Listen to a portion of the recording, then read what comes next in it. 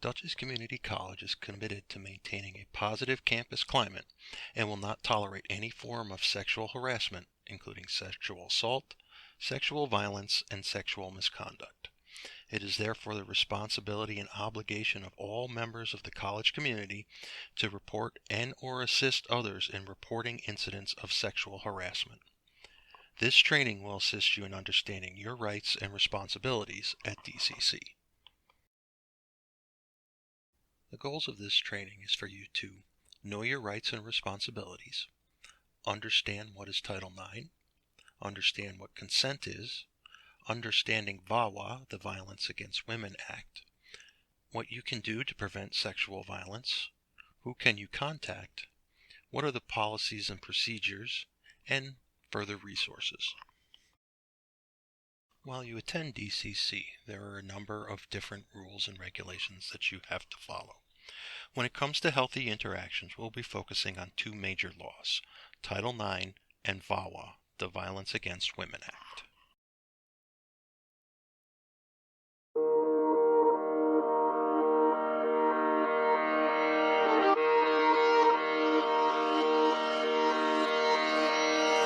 Nine things to know about Title IX in 89 seconds. 1. Title IX is a landmark federal civil rights law that prohibits sex discrimination in education. Title IX is not just about sports. It also addresses sexual harassment, gender-based discrimination, and sexual violence. 2. Title IX does not apply to female students only. Male and gender nonconforming students are protected too. 3. Schools must be proactive in ensuring that your campus is free of sex discrimination. They can't just wait for something to go wrong. 4. Schools must have an established procedure for handling complaints of sex discrimination, harassment, and violence. 5. Schools must take immediate action to ensure that a survivor can continue his or her education safely. Number 6. Schools may not retaliate or let someone else retaliate against a victim filing a complaint. 7. Schools can issue a no-contact directive to prevent the accused student from interacting with you, kind of like a restraining order from your school. 8. In cases of sexual violence, schools are prohibited from encouraging or allowing informal mediation of the complaint rather than a formal hearing. 9. Schools cannot discourage you from your continuing education since you have a right to education under Title IX. You have a right to remain on campus and have every educational program and opportunity available to you. If your rights aren't being respected, you have options. Visit knowyour9.org and check us out on Facebook and Twitter.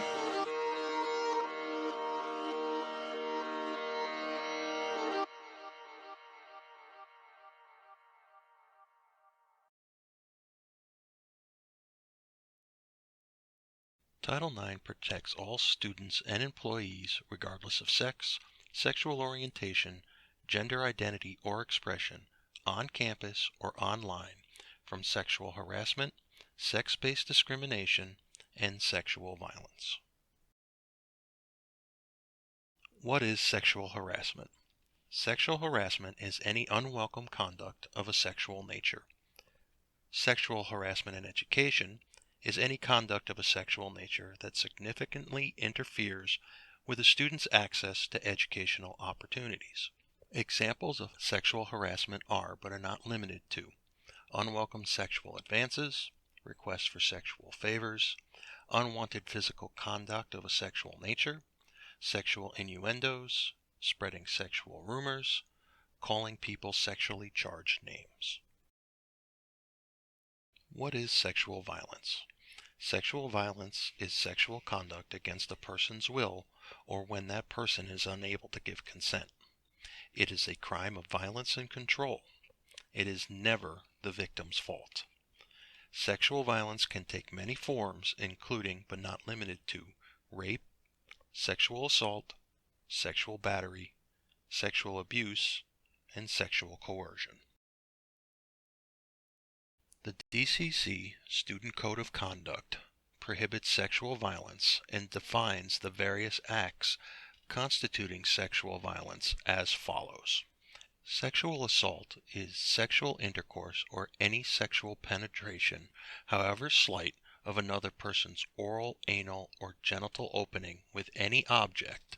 An object includes but is not limited to parts of a person's body, without the active consent of the victim. Also, touching a person's intimate parts defined as genitalia, groin, breast, or buttocks, whether directly or through clothing, without the active consent of the victim. Sexual assault also includes forcing an unwilling person to touch another's intimate parts. Who is affected? 1 in 4 women will survive a sexual assault or attempted sexual assault while in college. 1 in 10 men will survive a sexual assault or attempted a sexual assault while in college. Nearly 90% of all sexual assaults on college students are perpetrated by someone they know. What is consent? Affirmative consent is a knowing, voluntary, and mutual decision among all participants to engage in sexual activity. Consent can be given by words or actions, as long as those words or actions create clear permission regarding willingness to engage in the sexual activity. Silence or lack of resistance in and of itself does not demonstrate consent. Consent to any sexual act or prior consensual sexual activity between or with any party does not necessarily constitute consent to any other sexual act.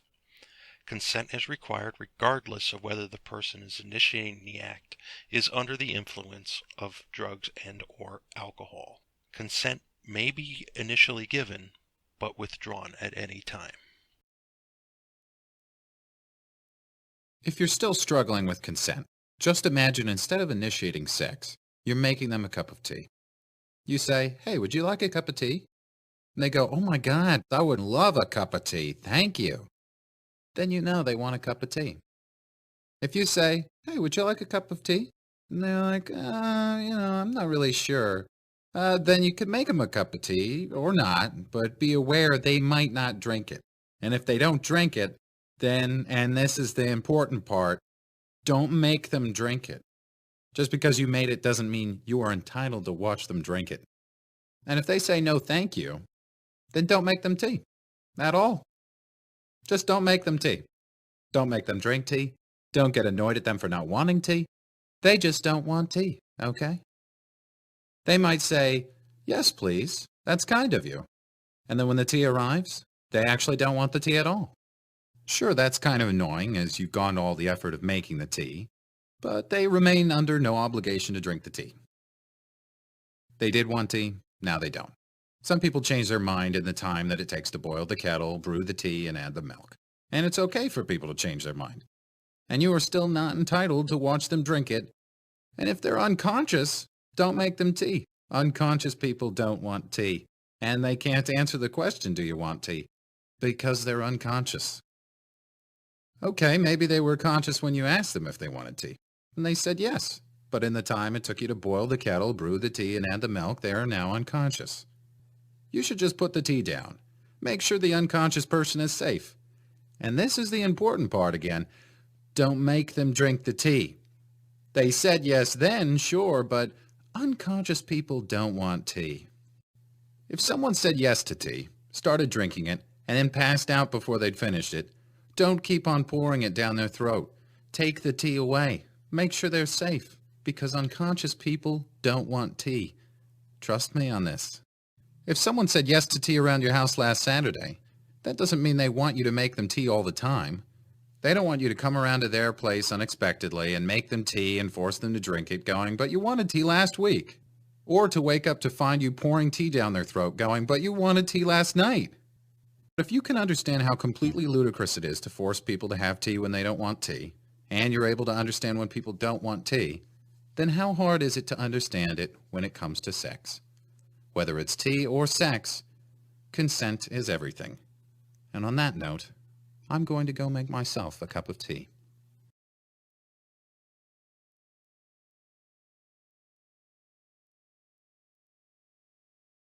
VAWA is the Violence Against Women Act. Although it is called the Violence Against Women Act, individuals of all genders and gender expressions are protected. Protections are associated with dating violence, domestic violence, stalking, and sexual misconduct and assault. What is dating violence? Dating violence is the act by an individual with whom there has been a romantic or intimate relationship or marriage that is intended to cause physical harm, assault, sexual assault, or the threat that results in the fear of such harm. What is domestic violence? Domestic violence is an act against another member of a family or household intended to cause physical harm, assault, sexual assault, or the threat that results in the fear of such harm. What is stalking? Stalking is engaging in a course of conduct directed at a specific person that would cause a reasonable person to fear for his or her safety or the safety of others, or suffer emotional distress. Such behavior may include any initiation of communication or contact with a victim by means of the following: telephone, by social and electronic media, after the person was previously clearly informed to cease such conduct. What can you do to prevent sexual violence? Have a plan. Talk to your friends about your plans. Having a clear plan helps friends look after one another. Go out as a group and come home as a group. Never separate, never leave your friends behind. Watch out for others. If you and your group see someone walking by themselves, ask them to join you so they don't have to walk alone. Diffuse the situation. If you see someone coming on too strong to someone who may not be able to consent, interrupt them, distract them, or redirect the situation. Trust your instincts. If a situation doesn't feel right, trust your gut and remove yourself from the situation if you can. If you see something happening, intervene. Here are some bystander intervention steps. Notice the situation. Beware of what's going on around you. Interpret it as a problem. Listen to your inner alarm. Feel responsible to act. We are all part of the solution. Know how to intervene. Educate yourself on what you can do. And intervene safely. Take action in a way that makes you feel safe. Here are some methods of intervention. Direct. Ask a person if they are okay. Tell the person that what they're doing isn't cool. Delegate. Tell someone else, a student, faculty, staff, or police. Recruit the help of friends. Distract. Ask a person if they want to leave. Diffuse and redirect the situation. Who can you contact? If you feel you've been the victim of a sexual assault or harassment, there are several places that you can contact. Confidential resources include the health office, the counseling office, and the Center for Victim Safety and Support. Private resources include our Title IX coordinators, campus safety and security, the Dean of Students, and other college personnel.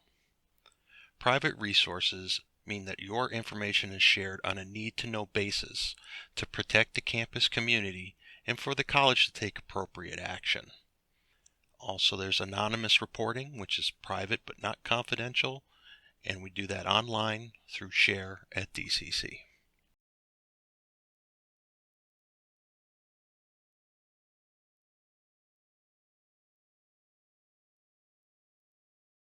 The Title IX coordinator responsibilities are to oversee the process that address reported concerns or instances of sexual or gender-based discrimination, harassment, sexual assault, intimate partner violence, and stalking.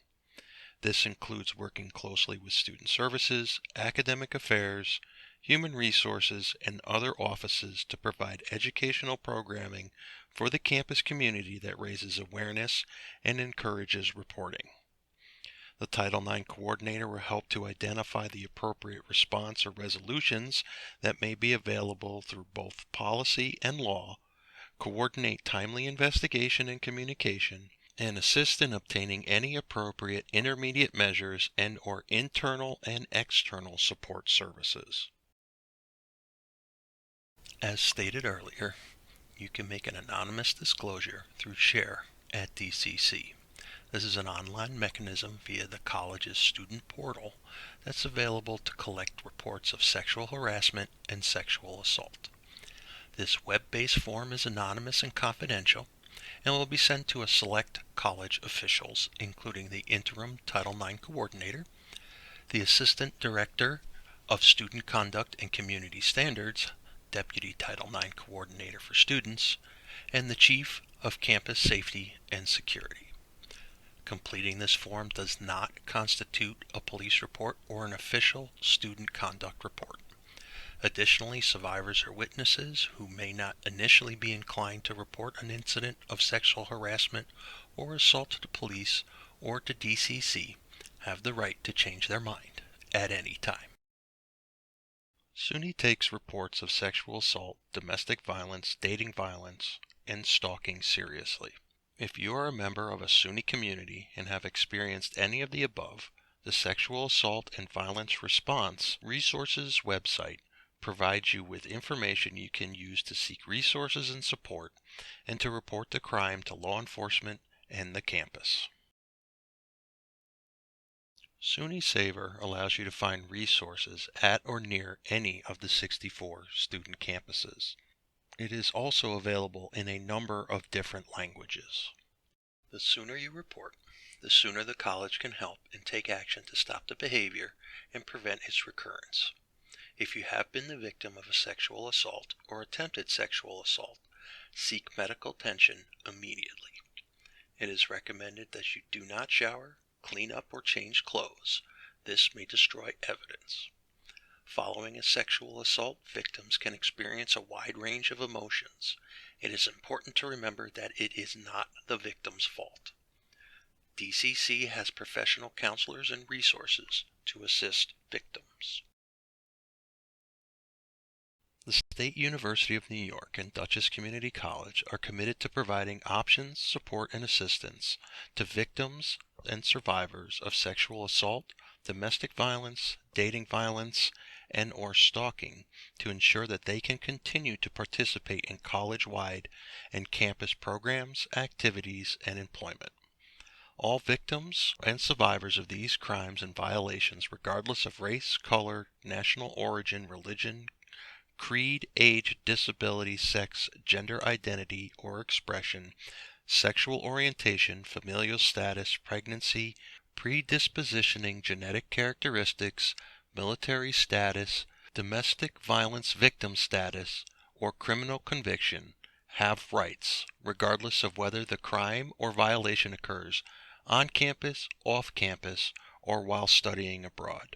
A link to the Student's Bill of Rights is posted below. Do your part to help keep DCC safe. Diffuse situations before they happen. If you see something, say something.